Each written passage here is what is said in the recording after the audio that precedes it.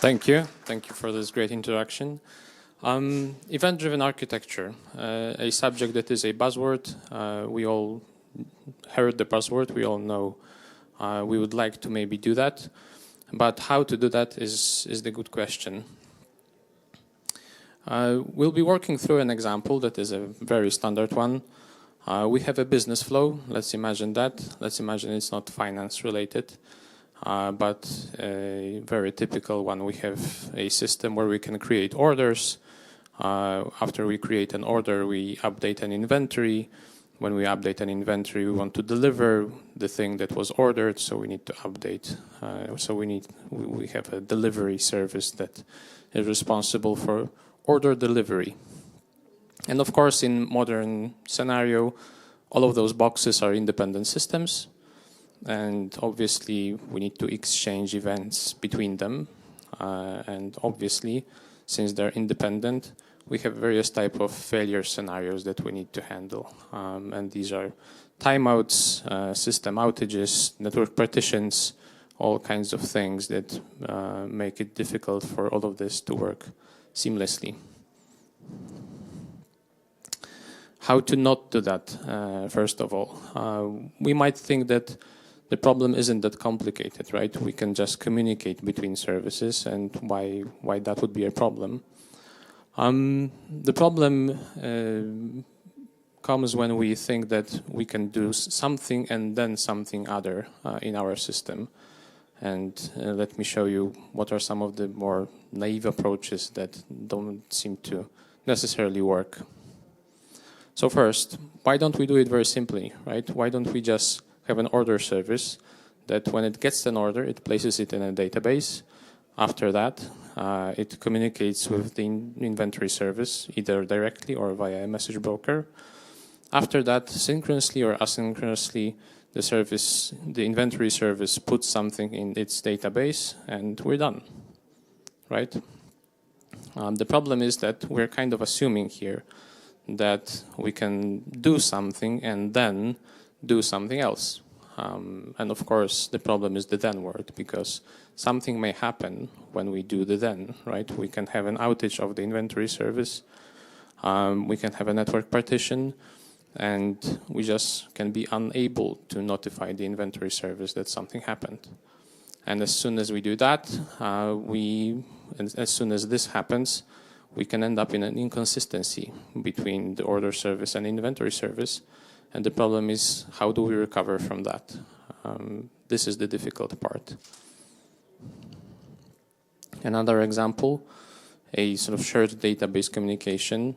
Why don't we put something in the order service database, then put something in inventory service database, and allow the inventory service to figure out what needs to happen next?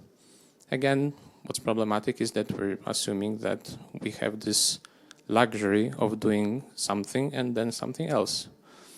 And this is a subject that in a distributed environment simply doesn't work because of many things that can go wrong between number 1 here and number 3. Another approach, why don't we assume that we can somehow nest transactions in a distributed system? So in our order service, we can start the order transaction, right? Once we're in that transaction, we communicate with the inventory service. We start a transaction in the inventory service. Then we commit whatever inventory service needs to commit. And then we commit the transaction in the order service. Is that okay?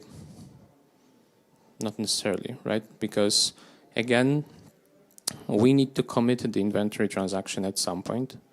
And after that, we already are in a problematic situation because we need to commit the order transaction, and that can either succeed or it may fail.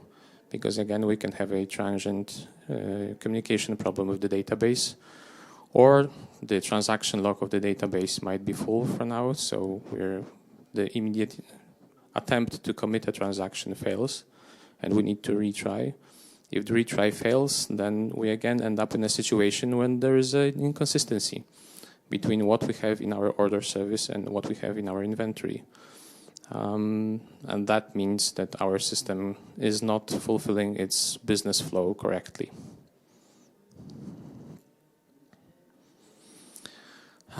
So again, why this is problematic? It's problematic because we're assuming that we have some sort of a coordinator, replicator, or the thing that solves the consistency problem for us. And that thing can do something and then do something else, which is the problematic part. The question is, can we have a contract with whoever is calling us, right? Can we just say, well, dude, if we return a failure to you, right? Or if we communicate somehow to you that something is going wrong, please retry. That's problematic as well, especially in a more complex environments where we have multiple systems that communicate with each other, right? To give you an example from an investment bank that I worked in, those chains of systems can involve up to 50 different systems, right, that communicate with each other. And the requirement that someone needs to retry something at some point because of a failure that happened downstream isn't necessarily a contract that is going to work.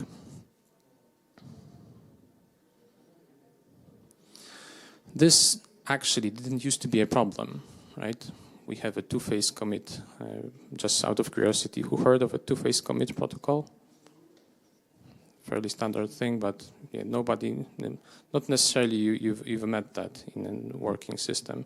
So it used to be the case that whenever we had two databases, or a database and a message broker, and we wanted the situation that something either happens in both of those systems or in none of those systems, we had a protocol to do that. It's called a two-phase commit, in which we have a coordinator that executes those two steps where we first communicate what the change is supposed to be in the storage or in our queue or the two databases.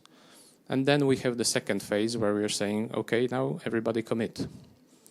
And this made sure that we are actually able to do that consistently.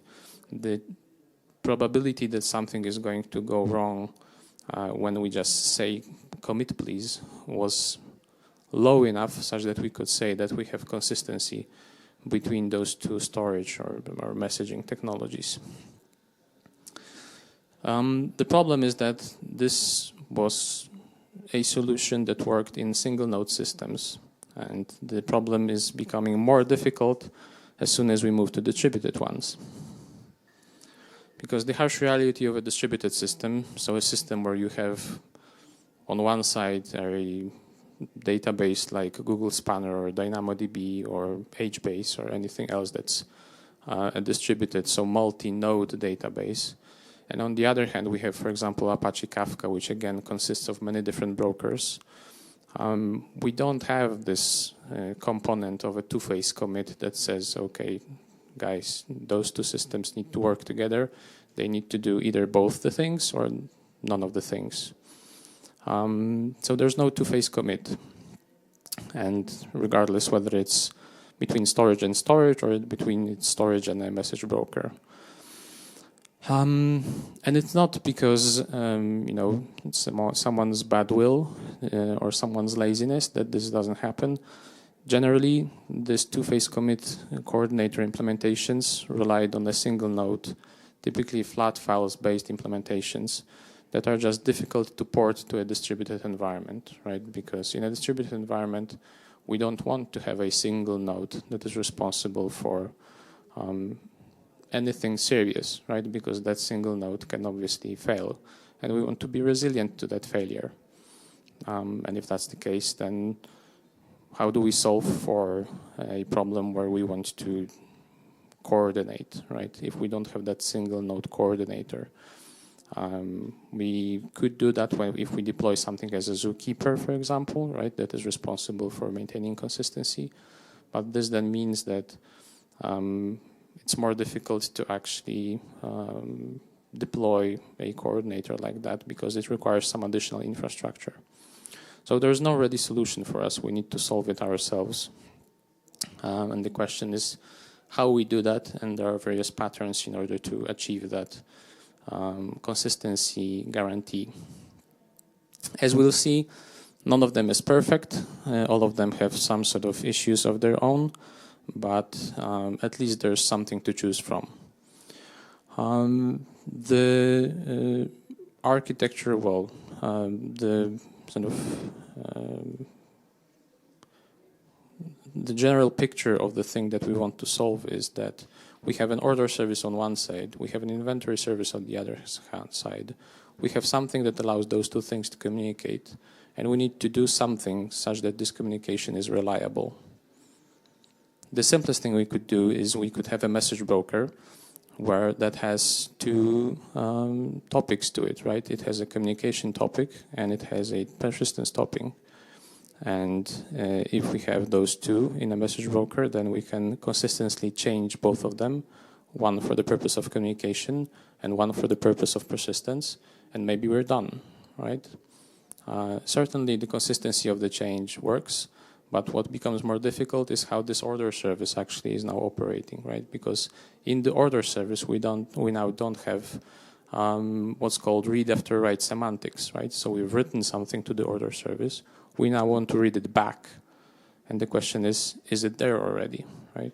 Well, it's there if the persistence topic managed to go through and our change is already in the database, which doesn't necessarily need to happen very quickly, right? Especially if we have a high write load and the persistence topic happens to have a lag, right? Then the way the order service operates is we put something in, we want to read it back, and it's not there yet. So we're solving a consistency problem, but we're introducing a more difficult problem to solve on the upstream side, where we're unable to actually implement the order service reliably. So what else can we do?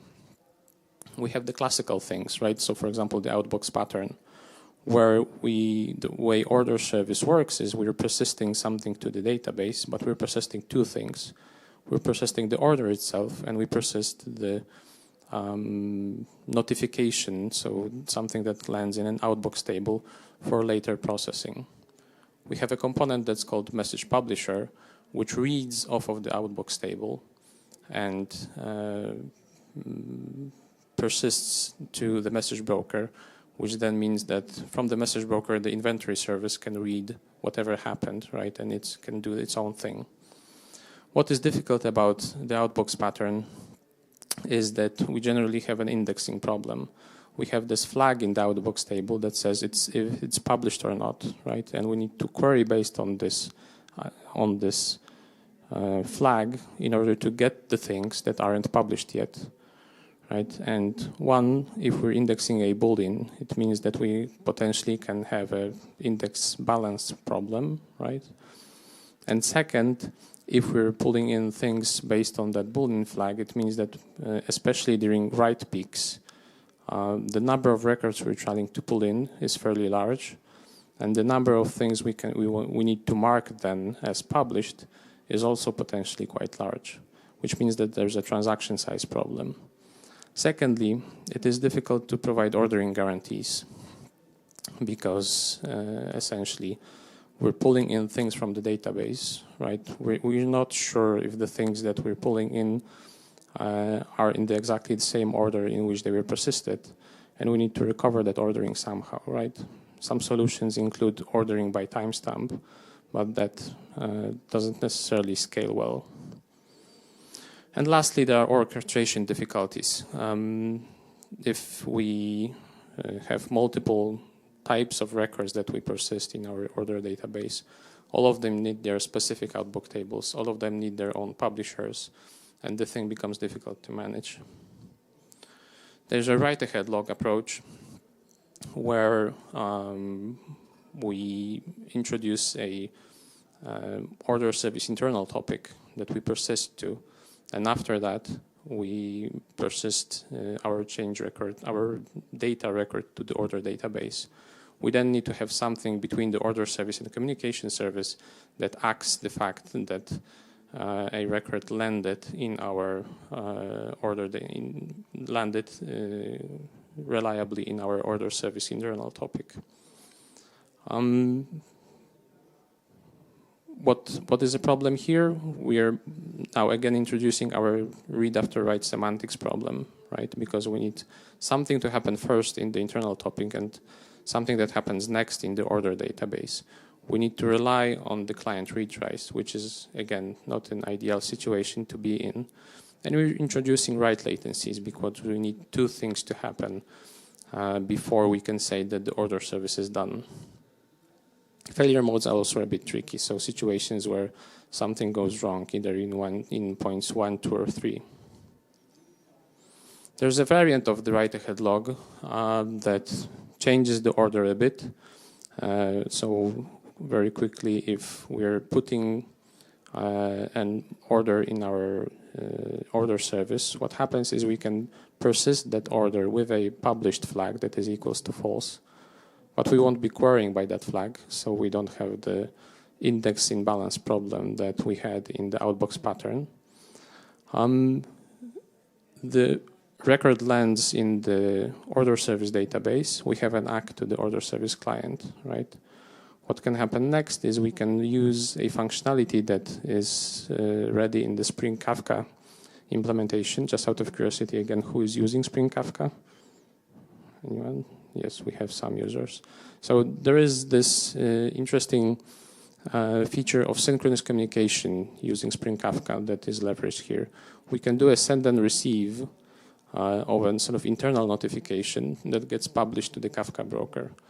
And here now we're in a situation where we already have something in the database and we already have something in the message broker. And that thing we have in the database is for now hidden.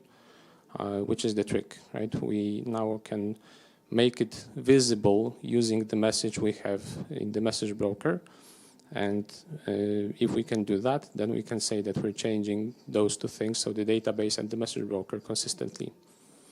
When we do that, so how we do that, our Kafka message broker can receives the internal notification. We can then have a specific order notification service that reads that message off of the message broker, and it updates the published flag to true, right? And this is the place, this is the moment where our record becomes visible in the order service. We get the right ACK back, and after that we can have a step where three things happen synchronously. And this is really something that provides the consistency we want. So what we can do in one step is we can send notification to the external notification topic. And this is the step you can see here that is replicated over here. We can notify our order service that we already did something. We already processed the internal notification that it sent to us. And we can commit the offset of the internal notification to the Kafka message broker, right? And those three things can happen in one transaction. And this is why they can happen consistently. The functionality of send and receive essentially allows us to then wake up the order service that over here just sleeps waiting for the received notification with a correlation ID. So this is technically the thing that allows us to tie the message that we're sending out here with the reply that we're getting back here. And after we get that, we can return a status OK client, status OK to our client. What gives, well, definitely the picture is not simple, right? But what we can achieve with that kind of a pattern is that synchronous change of both the database and the message broker in a reliable way. What are the failure scenarios? Failure scenarios are not that bad, right? Because if we fail over here, we're safe. We didn't persist a record that is visible to our external client. If we fail afterwards, we essentially are in a situation where we have a message in our message broker, and we can rely on the fact that before we commit an offset, that message isn't processed yet, right? So if we fail in our process, that process can come back again, and we can process the notification again.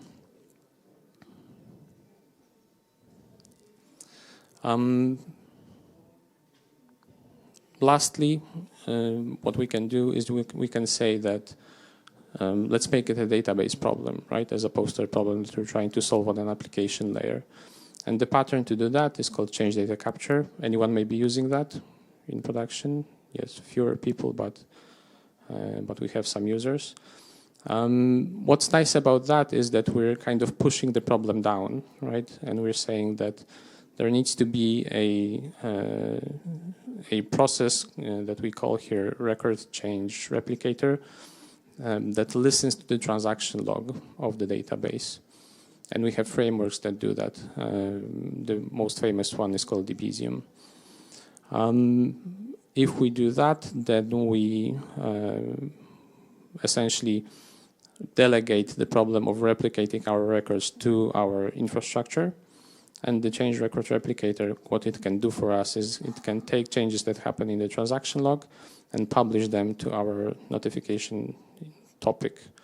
It needs to be an internal notification topic because essentially the records that we get through the change replicator are in a sort of raw format, right? They are in the format of the database, so we're getting insert, update, or delete notification JSONs. We need to transform that into a format that is understood by our services. So there needs to be another communication topic that gets those business level notifications that can then be read via in the inventory service, and our further processing can come in, right? This means that we're doing the changes reliably. We're exchanging the events in a reliable way.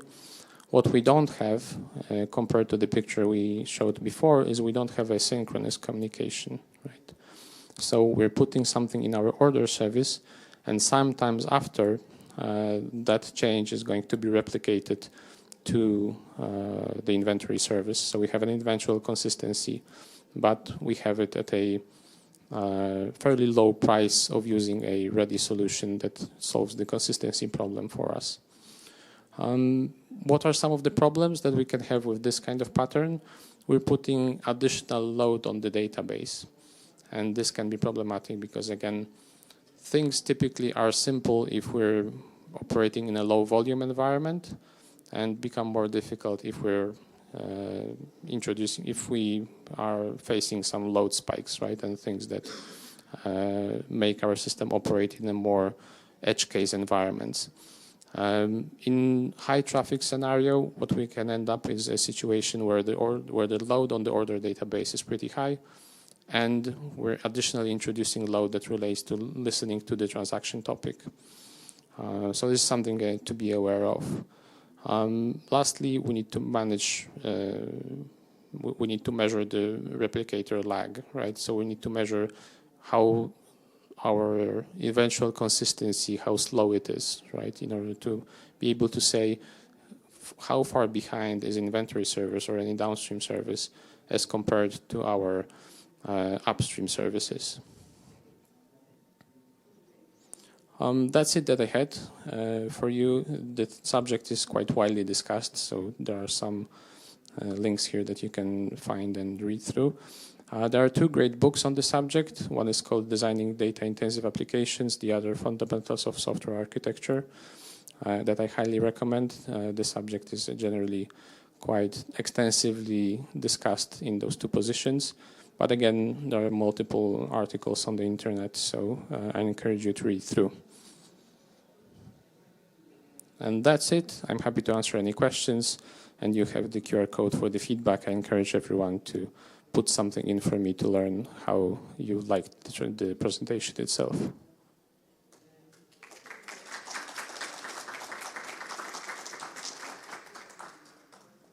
Any questions?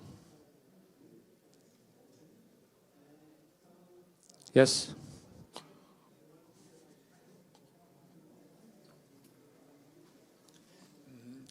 Are there any patterns to choose the correct approach to given problem? For example, when we have small amount of data, but they are changing a lot, or tons of gigabytes or petabytes of data, but they are almost not changing, very rare. Are there any given solutions?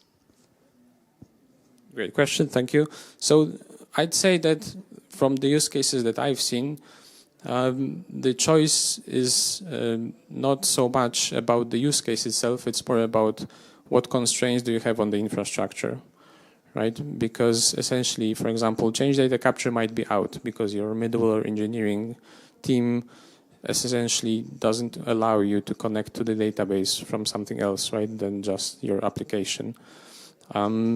But generally, if you're having a high load, I'd say that the recommended approach would be not to handle that yourself, but to rely on change data capture.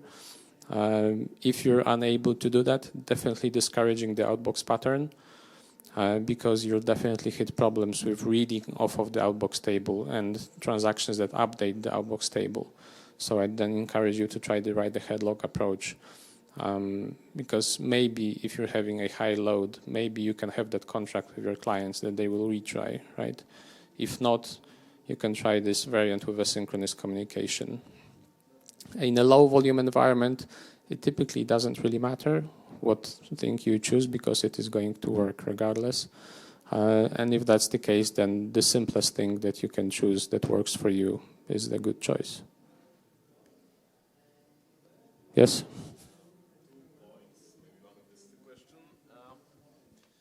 Yeah.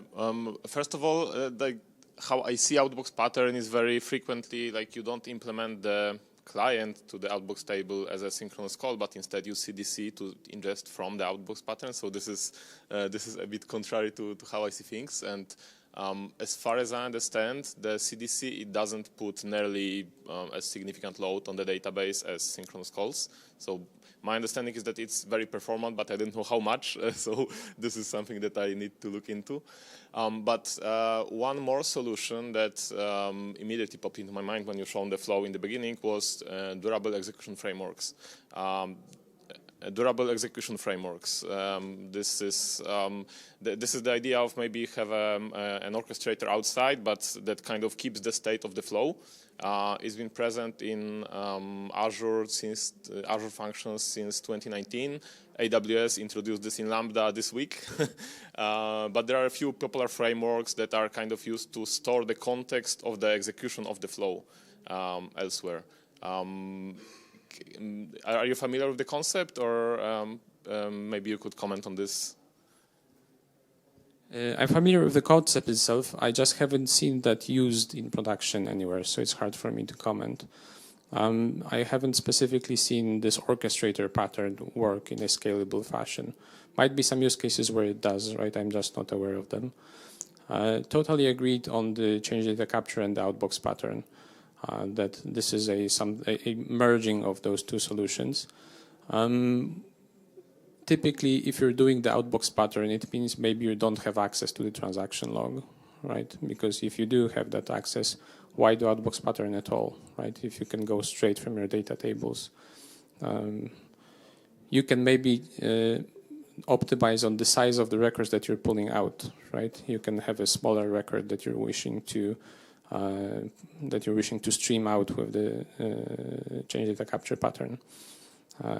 So then, yeah, you have something that is between the outbox and the change data capture thing.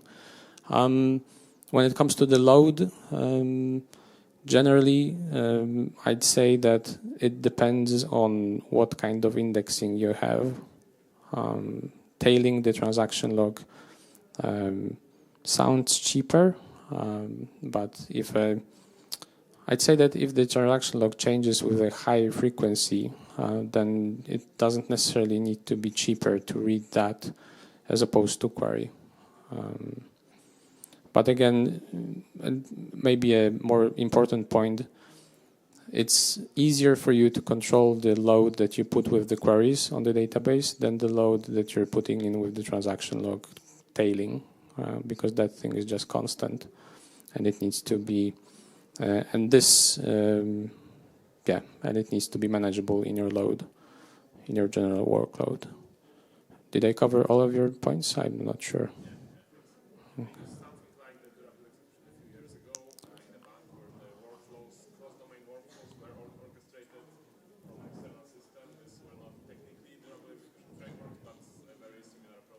Uh-huh.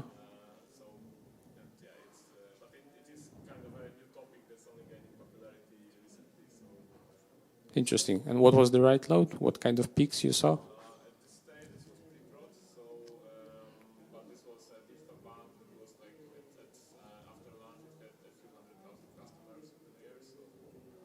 Okay, so not so much. Okay, thank you. Any other questions? Yes? How does the write-ahead log variant compares to distributed transactions? Because looking at the amount of communication and coordination before the request can be completed to the client, it looks kind of similar. What do you mean by distributed transactions there? Because I had the whole point about... Yeah, okay, great. So the two-phase commit, the problem with it is that it doesn't work with distributed technologies. So you can have it if you're integrating together, let's say, Postgres and RabbitMQ, right? If you need to integrate Google Spanner with Apache Kafka, you don't have that. You don't have the two-phase commit. And this is why you need to go through all the trouble that I've essentially laid out, right? And the write log ahead variant is something that's, I'd say, closest to the two-phase commit, but in a distributed way. Sorry, in a distributed environment, if that answers the question. But you still get some failure modes, like, for example, if you have an unpublished record in a database. Yes. You need to do something. Well, do you need to? You have a record that has this flag published equals to false, right? Which means that you can easily ignore that record on the read side because you know that this record hasn't been fully published yet. So in a sense, you have a system that can work correctly. Yes, it's problematic in the sense that you have garbage in your database, which essentially you don't need to be comfortable with. And for that, what you can do is you can have a cleaning up process, right? That, for example, looks at records that are already week old, so they're not going to be somehow retried, but still have this published flag equals to false and just delete them, right? You just need to be very careful about that. There is essentially the point on that whole problem of distributed coordination is that you don't have ideal solutions. So this is a solution that has drawbacks as any other, but it's a certain trade-off between what it is that you get versus what it is that you need to accept when you're choosing that solution. Yeah.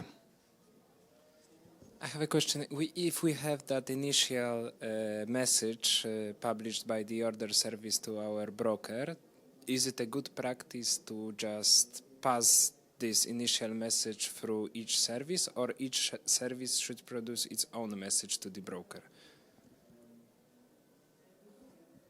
You mean for downstream processing? So if the order service needs to communicate with the inventory, with the delivery? The order service produces the initial event on our broker, and this event passes through different services. Do we pass that initial message, requeuing it, for example, for RabbitMQ as a broker, or do each service, or does each service should produce its own message so that the next service could act the message coming from the previous service? So generally that depends of what it is that you need to consume. If you have multiple service that needs to consume from the inventory service, then they all need to read the original message, right? Because it's the inventory's communication. So you read the message body and then requeue the message so that other services could take them? Or? Yes, you need the message body and you need to transform it somehow if you need to put it downstream, right? But if you have multiple different services that for some reason are interested in that single inventory service, then they all need to consume the original one. Practice for each service to listen on the same queue, or that each service should have its